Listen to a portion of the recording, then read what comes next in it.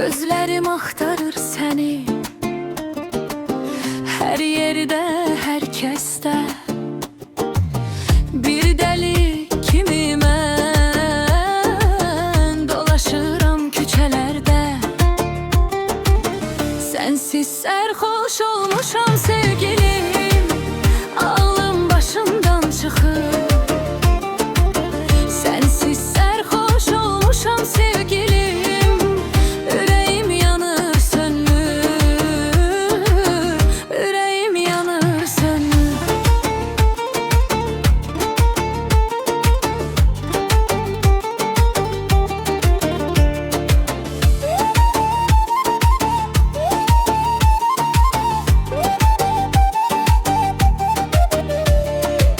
Hər mahnı səndən danışır, hər söz səni çağırır.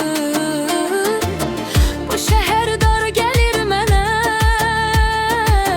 ruhum səninlə yaşayır.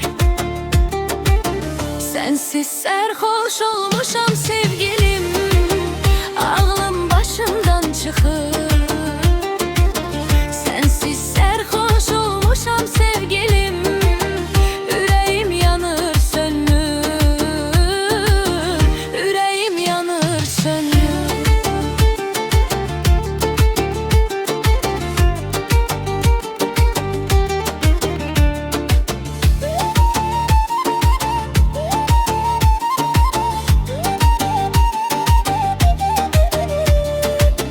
Nefesim kesilir sensiz, dünyam qaralır sensiz.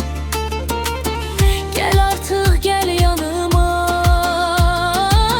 bu dərdə dözə bilmirəm. Sensiz sərxoş olmuşam sevgilim,